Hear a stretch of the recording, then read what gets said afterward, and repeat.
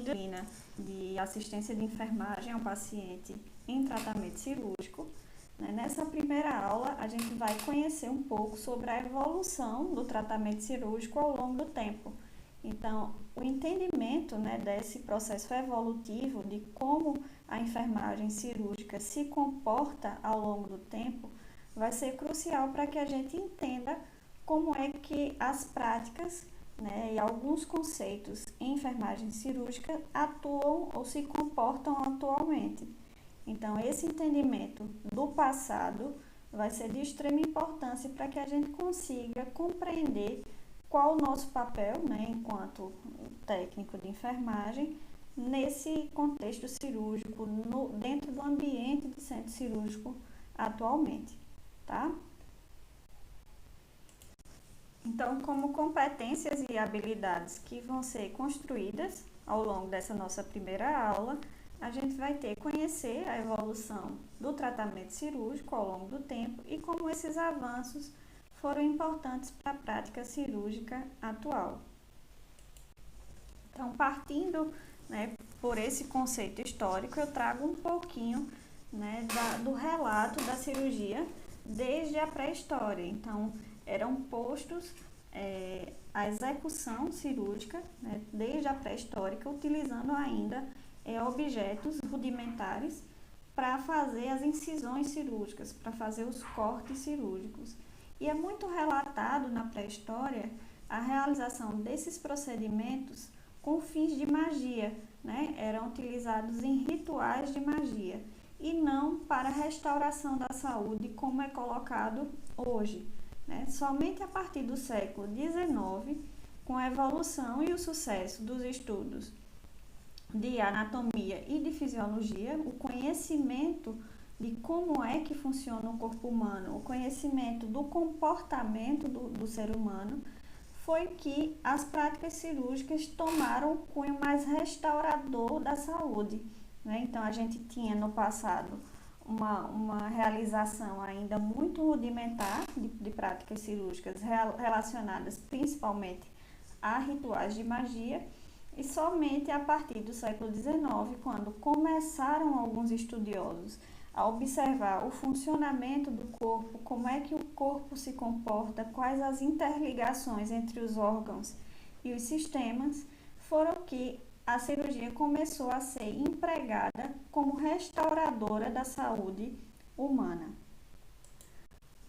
Um dos marcos muito importantes na história do centro cirúrgico, da evolução das práticas cirúrgicas, foi no ano de 1880, na década de 1880, na realidade, onde a gente surgiu com 4 pilares, certo? 4 pilares para o desenvolvimento, a evolução da prática cirúrgica.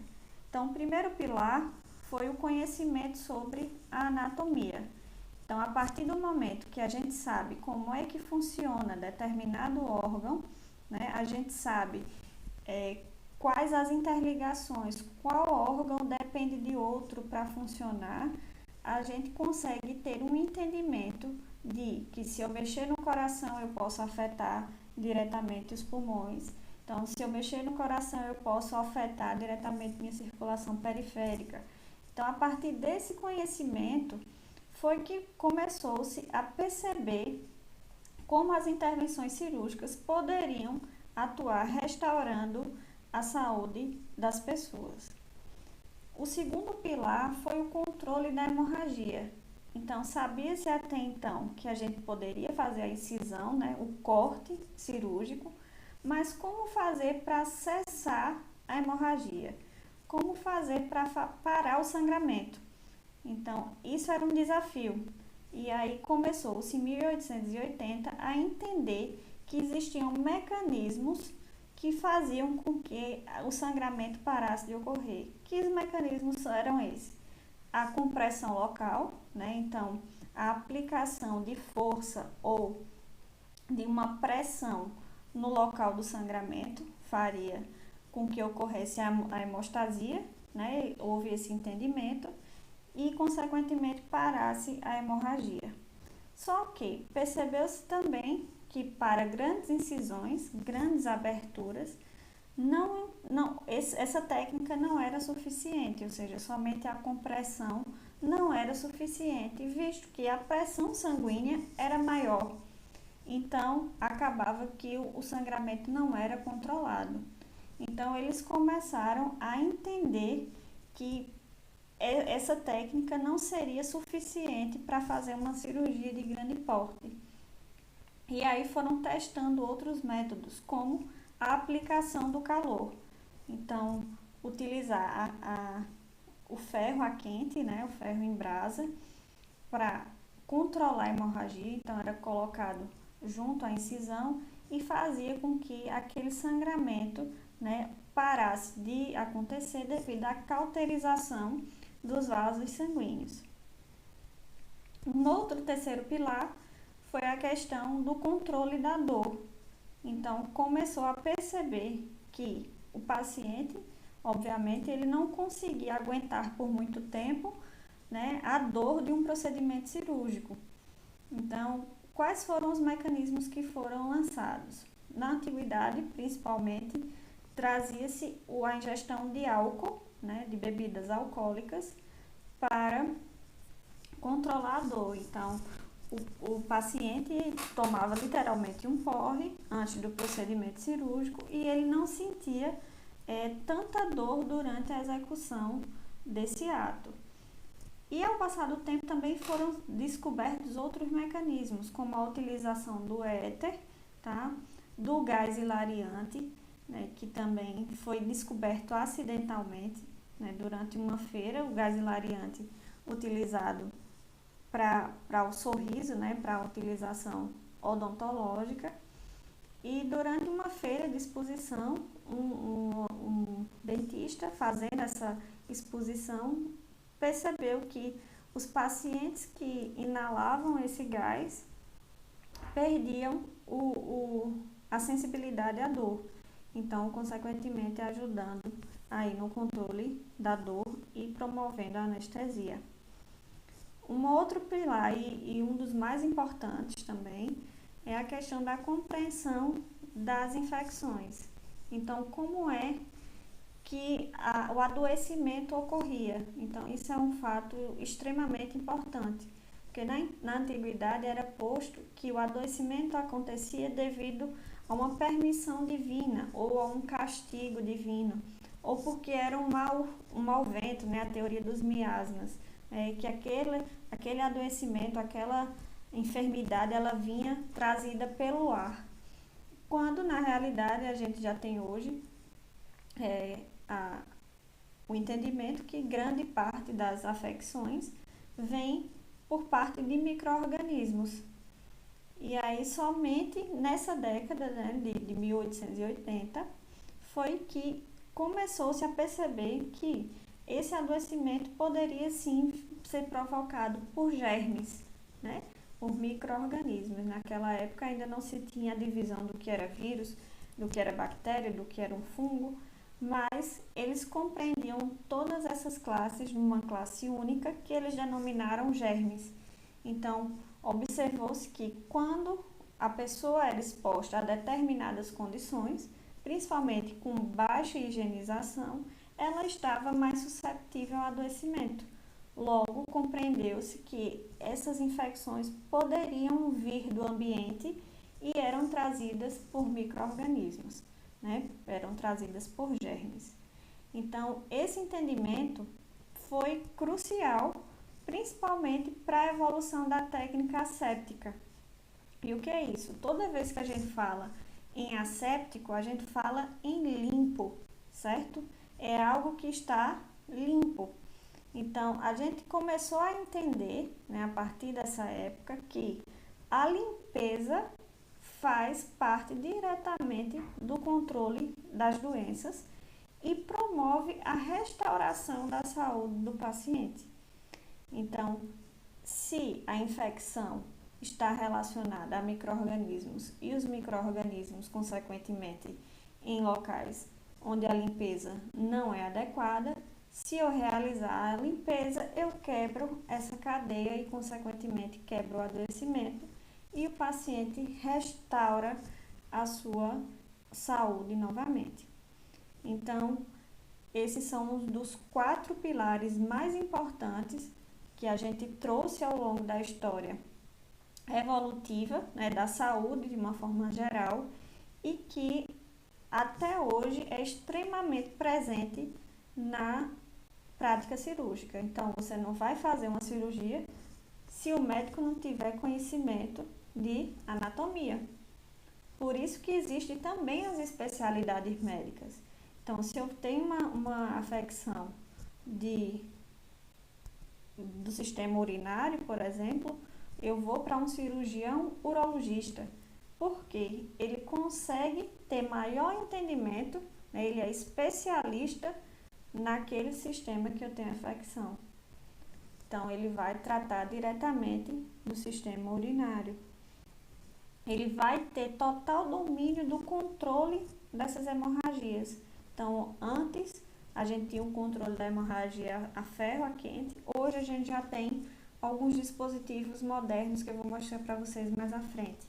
Mas o princípio ainda continua sendo o mesmo, né? O controle da dor continua sendo um princípio essencial para a execução de qualquer procedimento cirúrgico. Por quê?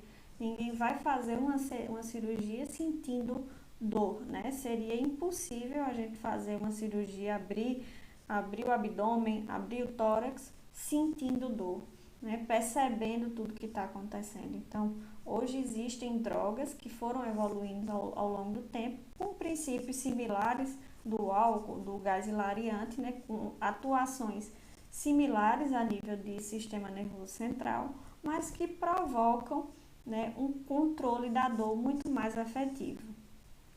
E também essa questão da compreensão das infecções, né, tanto na evolução da técnica asséptica, que a gente percebe, né, hoje todo um cuidado em relação à higiene do ambiente, à higiene do profissional, como ele se porta diante de um procedimento cirúrgico, como também a evolução dos medicamentos que tratam essas infecções. Então, hoje a gente tem antibióticos de largo espectro que conseguem combater a maioria das infecções, principalmente as infecções bacterianas, né? Então, a gente tem medicações que são lançadas para o controle dessas infecções e conseguem ter uma resposta muito efetiva e restaurar aí a saúde do paciente. Ao longo do tempo, nós também tivemos evolução em relação à própria atuação da enfermagem. Então, até então, na antiguidade, a enfermagem era ocupada primeiramente por mulheres, né, mulheres que não eram bem colocadas socialmente. Então, eram prostitutas, eram mulheres que tinham errado e que tinham sido excomungadas, digamos assim, da sociedade, e eram colocadas à margem dessa sociedade e que faziam o trabalho de cuidado ao paciente, de cuidado às pessoas, como uma troca, né, de favor, principalmente nas casas de caridade, seja uma troca por abrigo, por comida, mas não existia até então uma enfermagem cientificada, uma enfermagem que passava por um treinamento técnico, passava por um treinamento teórico, científico, para prestar aquele cuidado com seriedade, com efetividade, né? Hoje a gente já tem uma enfermagem completamente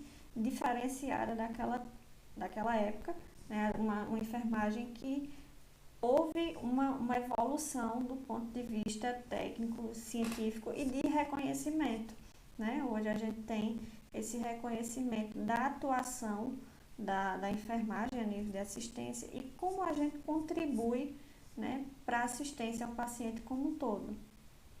Então, nessa evolução, surge também a enfermagem perioperatória e perianestésica. E o que é isso? A enfermagem perioperatória é aquela enfermagem que presta o cuidado ao paciente durante a execução do procedimento cirúrgico.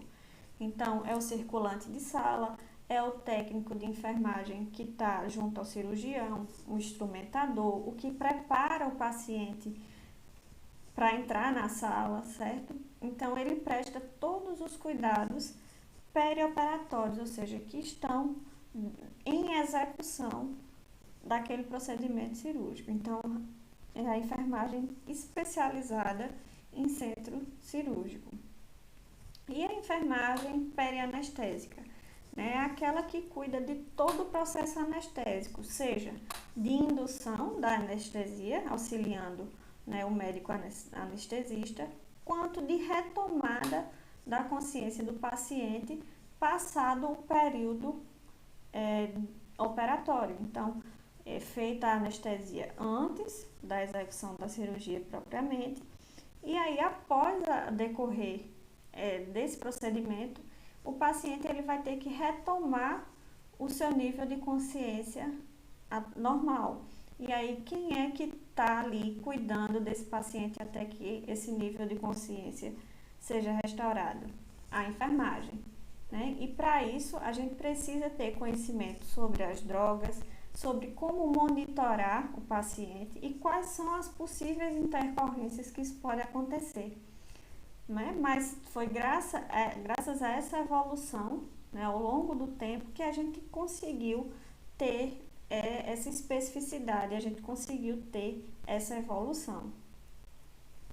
Outro ponto que evoluiu bastante ao longo do tempo é em relação à arquitetura. Então, na antiguidade, as cirurgias eram feitas a céu aberto, embaixo de árvores, em salas onde pessoas estavam circulando, passando a todo tempo, e não existia um cuidado em relação ao ambiente. Né? Hoje a gente já tem ambientes completamente controlados. Durante o procedimento cirúrgico, não entra ninguém na sala de cirurgia que não seja da referida equipe cirúrgica. Né? A gente tem um controle da higienização do ambiente, uma higienização específica do ambiente de centro cirúrgico. Existe um controle da iluminação, então a iluminação é específica do setor. Existem normas que regulam a iluminação, assim como também a ventilação. Então, o ambiente de centro cirúrgico é um ambiente frio, porque o frio ele impede a proliferação de micro-organismos. Então, baixas temperaturas têm esse poder de controlar a proliferação desses micro-organismos. Então, a arquitetura, como o ambiente é pensado, vai ter um importante papel no desenvolvimento do procedimento cirúrgico.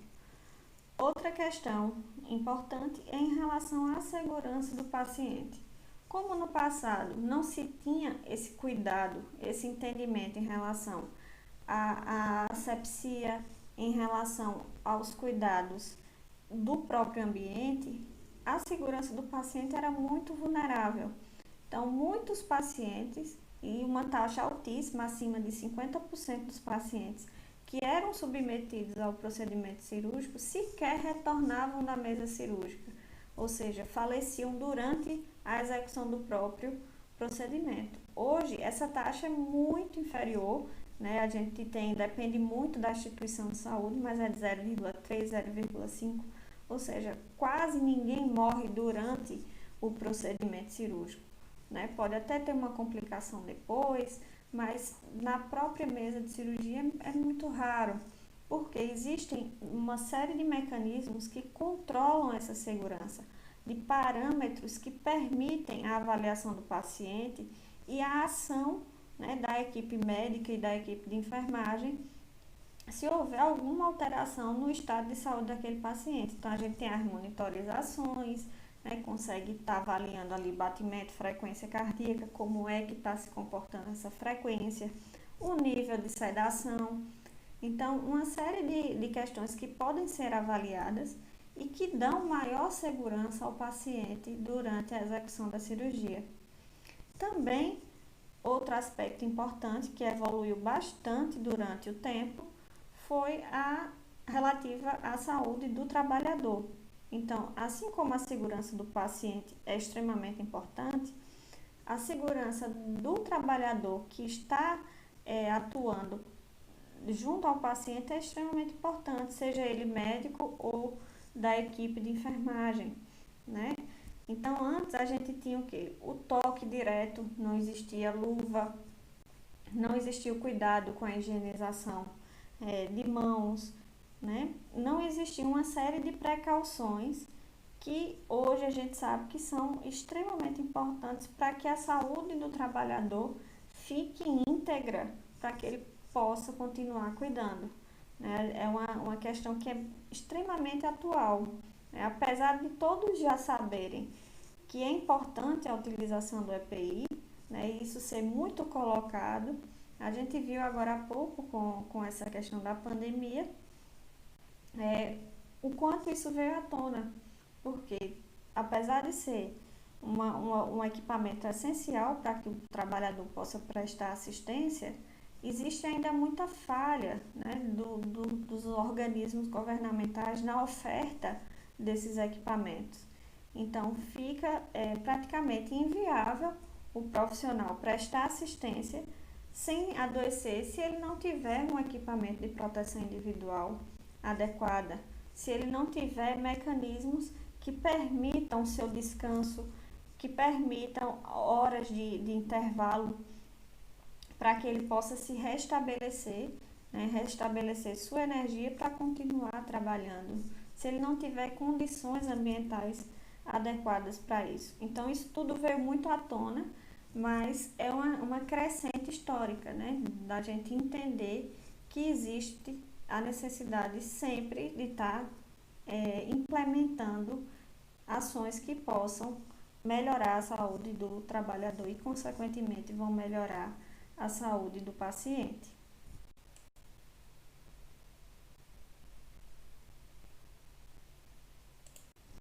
Então, aqui alguns marcos evolutivos, né, para a gente conversar ao longo do tempo. Então, a primeira questão foi o controle, né, que a gente conversou, o controle da hemorragia. Então, hoje a gente consegue fazer o controle da hemorragia ao mesmo tempo em que é feita a incisão, através do bisturi elétrico. Então, no passado a gente tinha o ferro em brasa, então esse ferro ele era aquecido, né, em brasa e era colocado sobre a pele do paciente, provocando a cauterização dos vasos sanguíneos. Então, a temperatura fazia com que o vaso colasse, né, digamos assim, e a cessação do sangramento acontecia. Hoje, a gente tem o bisturi elétrico, né, ou termoeletrocauterizador. E aí, o que é que esse equipamento faz? Ao mesmo tempo que ele faz o corte cirúrgico, né, a incisão cirúrgica, ele promove a cauterização. Então, a ponta desse bisturi é metálica, né, que também é aquecida por esse equipamento. E aí, o paciente, ao passo que o cirurgião ele vai fazendo a incisão, essa ponta também vai promovendo a cauterização dos vasos e, consequentemente, a cessação do sangramento daquele tecido.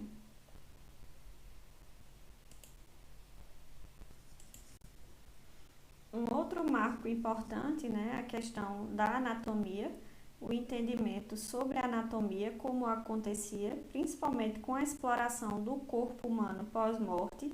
Então, tinham o cadáver, normalmente pessoa indigente, que não se tinha conhecimento de quem era a família, eram encaminhados aos centros de estudos e abertos para o estudo dos órgãos, né, para o estudo da anatomia. Hoje em dia, o corpo in natura praticamente não é utilizado. E o que é que são utilizados? Modelos anatômicos, né, que são similares, que promovem a simulação realística do corpo humano, para que os estudantes possam visualizar como é o funcionamento anatômico daquela estrutura, daquele órgão.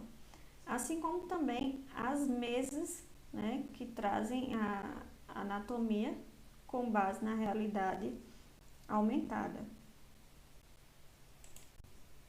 Então, aqui eu trouxe para vocês um trecho, né, de um vídeo sobre a realidade aumentada, o uso das mesas na realidade aumentada. Então, vocês vão poder visualizar esse vídeo aí no material, junto com o material da aula. é extremamente interessante como essa mesa permite a interação do aluno para o estudo da anatomia, permite que sejam feitos cortes anatômicos, amplie, diminua e faça uma exploração geral da anatomia do órgão, do corpo, para o estudo nas áreas de saúde.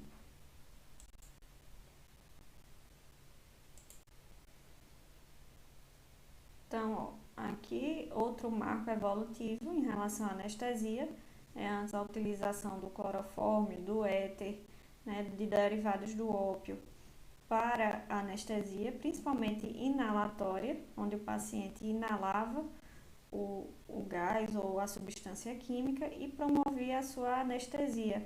Essa anestesia ela tinha um tempo de duração muito curto, né? Ela agia como a dose inalada não é regular, não é monitorada, ela agia por tempo variável, dependendo do organismo. O que podia acontecer era o paciente estar, durante a execução do procedimento cirúrgico, ele iniciar sem sentir a dor e terminar sentindo dor. Ou então, ser feita uma dosagem muito alta e o paciente demorar muito a acordar. Então, era feita sem nenhuma forma de monitoramento esse processo de anestesia na antiguidade. Hoje, a gente já conta com modernos equipamentos, né, de anestesia, de controle de indução da anestesia, como os carrinhos de anestésico, onde é tudo monitorado, né, junto ao paciente, para saber a quantidade de anestésico que está sendo infundido nesse paciente e qual o nível de consciência que ele está em relação àquela droga que está sendo administrada nele. Então, aqui, outro marco evolutivo, né, as técnicas de asepsia e de antisepsia,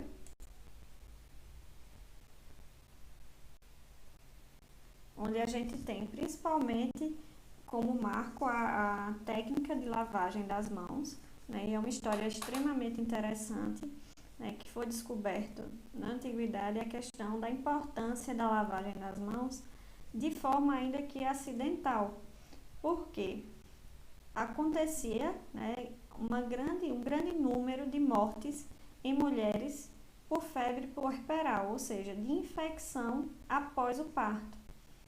Então, muitas mulheres acabavam acometidas por essa febre puerperal e não sobreviviam. A taxa de mortalidade era extremamente alta.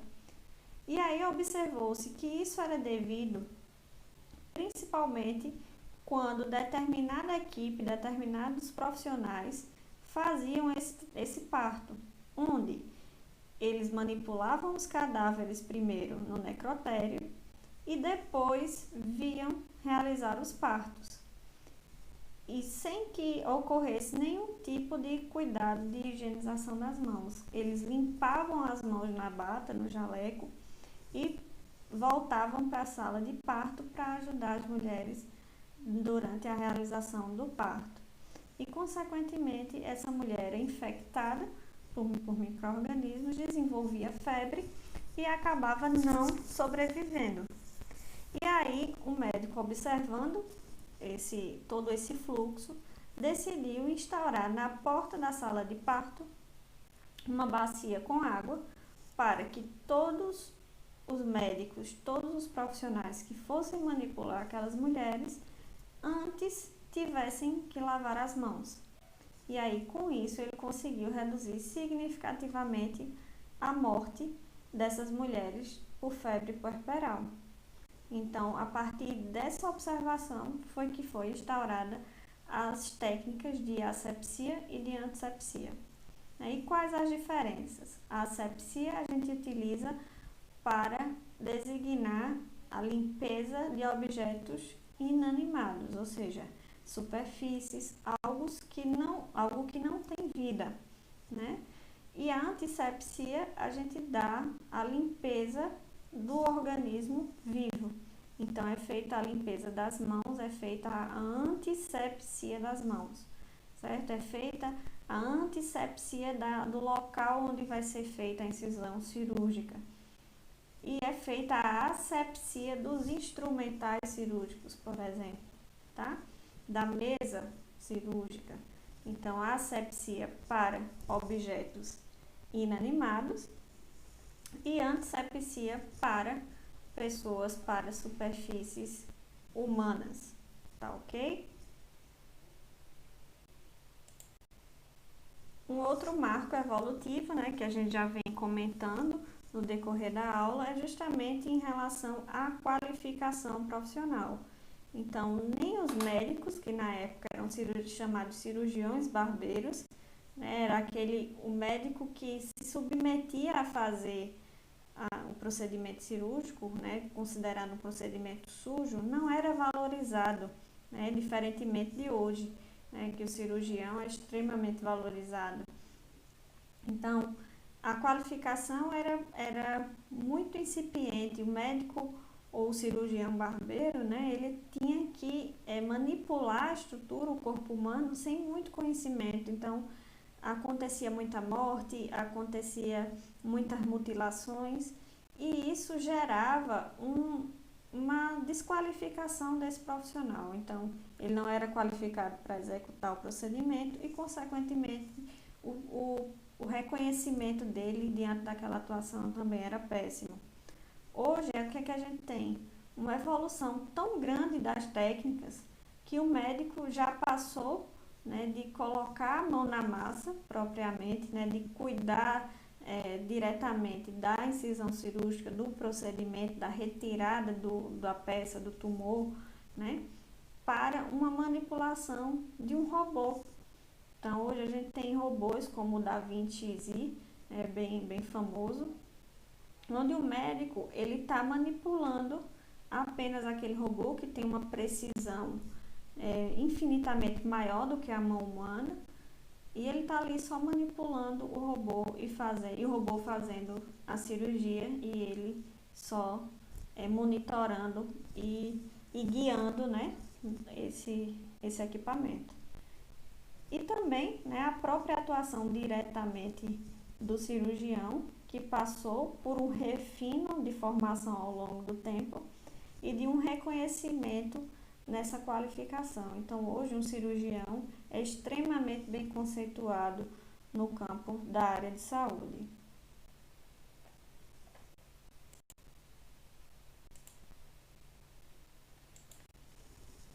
E dessa forma, né, a gente encerra a nossa primeira aula.